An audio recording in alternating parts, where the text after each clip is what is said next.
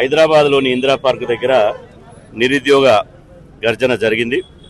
ముఖ్యంగా రాష్ట్రంలో ఖాళీగా ఉన్నటువంటి 2 లక్షల ఉద్యోగాలను భర్తీ చేయాలనే ప్రధాన డిమాండ్ తోటి ఇలా నిరుద్యోగ సమాజం అంతా, నిరుద్యోగ విద్యార్థులంతా ఇక్కడ ధర్నా చేయడం జరిగింది. ప్రధానంగా కాంగ్రెస్ ప్రభుత్వాన్ని మేము డిమాండ్ చేస్తున్నాం. ఎన్నికల మేనిఫెస్టోలో మేము అధికారంలోకి వచ్చిన సంవత్సరం లోపే 2 లక్షల ఉద్యోగాలు భర్తీ చేస్తామని చెప్పి మీరు స్పష్టంగా ఎన్నికల మేనిఫెస్టోలో పెట్టారు. మీరు అధికారంలోకి వచ్చి 2 సంవత్సరాలైంది. మీరు అన్నటువంటి సమయము ఇలా దాటిపోయింది. కానీ ఇప్పటి వరకు ఉద్యోగ ఖాళీలు భర్తీ చేసిరంటే అది లేదు. రాష్ట్రంలో నిరుద్యోగులు ఒకవైపు ఉద్యోగ ఖాళీలు భర్తీ చేయాలని, ఉద్యోగుల నోటిఫికేషన్లు విడుదల చేయాలని పోరాటం చేస్తుంటే, రాష్ట్రంలో ఒకవైపు సర్పంచ్ ఎన్నికల నోటిఫికేషన్లు, అదేవిధంగా మున్సిపల్ ఎన్నికల నోటిఫికేషన్లు, జూబ్లీ హిల్స్ ఉప ఎన్నికల నోటిఫికేషన్లు, రేపో మాపో ఇంకో ఉప ఎన్నికల నోటిఫికేషన్లు అంటే రాజకీయ నాయకులకు, రాజకీయ నిరుద్యోగులకు ఉద్యోగాలు ఇస్తేందుకు ఇవాళ మీరు ఉద్యోగాల నోటిఫికేషన్లు రాజకీయ ఎలక్షన్ నోటిఫికేషన్లు ఇస్తారు. మరి నిరుద్యోగులకు ఉద్యోగ నోటిఫికేషన్లు ఎందుకు ఇవ్వరు? కాబట్టి ముఖ్యమంత్రి రేవంత్ రెడ్డి గారిని మేము డిమాండ్ చేస్తున్నాం. ఇవాళ నిరుద్యోగులంతా ఎస్సీ, ఎస్టీ, బీసీ, మైనార్టీ బిడ్డలే. ఉన్నత చదువులు చదివి తెలంగాణ వస్తే మాకు ఉద్యోగాలు వస్తాయని చెప్పి కోటి ఆశలతో ఉన్నారు.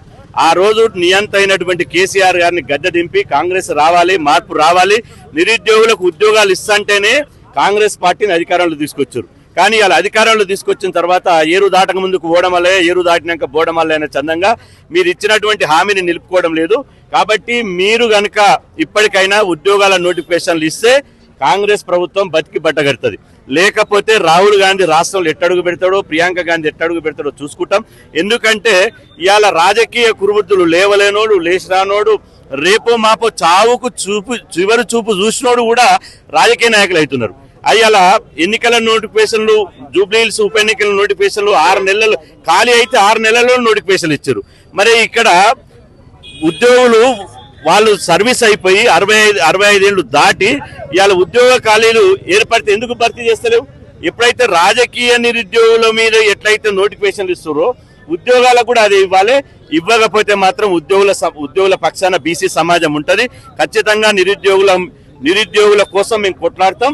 మీరు ఇచ్చినటువంటి మొన్న పిసిసి అధ్యక్షుడు మహేష్ కుమార్ గౌడ్ గారు అన్న ఒక మాట చెప్పారు, మేము ఇది సంవత్సరంలో పని లేదు, మేము 5 సంవత్సరాల కాలం కాదు, మీరు వచ్చిన సంవత్సరం లోపే ఉద్యోగాల ఖాళీలు భర్తీ చేస్తామన్నారు. నిరుద్యోగులు ఇవాళ మీరు ఉద్యోగాలు తీసుకుంటే కొత్త రక్తం పాలన వస్తుంది. కొత్త రక్తం పాలన వస్తే అవినీతి లేని పాలన వస్తుంది. కాబట్టి ఈ నిరుద్యోగులకు న్యాయం చేయాలి. డిఎస్సి నోటిఫికేషన్ కానీ, గ్రూప్ 1 కానీ, గ్రూప్ 2 కానీ, గ్రూప్ 2 కానీ, క్లరికల్ కానీ, ఇంజనీరింగ్ కానీ ఏదైనా ఏ పోస్ట్ అయినా తక్షణమే భర్తీ చేయాలి. లేకపోతే మాత్రం రాష్ట్రాన్ని స్తంభింపజేసే విధంగా నిరుద్యోగుల పక్షాన పోరాటం చేస్తామని చెప్పి ఈ సందర్భంగా తెలియజేస్తున్నాం. ప్రభుత్వానికి ఏది చేత కాదు. ప్రభుత్వంలో సరైనటువంటి పాలన లేదు, వాళ్లకు కనీస అవగాహన లేదు. నిరుద్యోగులు కానీ, బీసీలు కానీ చెప్తే వినే ఓపిక కూడా లేదు. ఇవాళ 42% రిజర్వేషన్లు ఇస్తామన్నారు. 42% రిజర్వేషన్లు ఇవ్వకుండా మున్సిపల్ ఎన్నికల నోటిఫికేషన్లు ఇచ్చారు. 42% రిజర్వేషన్లు ఇవ్వకుండా గ్రామ పంచాయతీ ఎన్నికల నోటిఫికేషన్ ఇచ్చారు. మరి మీరు ఇస్తున్నటువంటి మాట ఏమైంది? ఇవాళ కేసీఆర్ మాట తప్పిండు, ఆయన ఫామ్ హౌస్ పంపించినారు. మీరు చేసే కథ ఏంది? మీరు చేసేటువంటి లక్షణం ఏంది? కాబట్టి ఇవన్నీ డొంక తిరుగుడు మాటలు, బట్టబాయి మాటలు, దోకబాయి మాటలు బంద్ చేయి. ఇప్పటికైనా పరిపాలన మీద దృష్టి పెట్టు. ఒకవైపు బీసీలు, ఇంకొక వైపు నిరుద్యోగులు ఉన్నారు. నిరుద్యోగులకు న్యాయం చేయి. నిరుద్యోగులు అంటే ఎవరు? ఎస్సీ, ఎస్టీ, బీసీ పేద బిడ్డలే.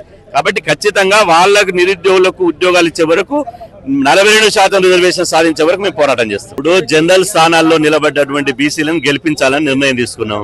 వీళ్ళు టికెట్ ఇచ్చినా ఇవ్వకపోయినా కూడా జనరల్ స్థానాల్లో నిలబడ్డటువంటి ఇప్పటికే బీసీలు నామినేషన్ చేశారు. రేపటి నుంచి మా కార్యక్రమం జనరల్ స్థానాల్లో నిలబడ్డ బీసీలను గెలిపించుకోవడమే కార్యక్రమంగా పోతాం. Thank you.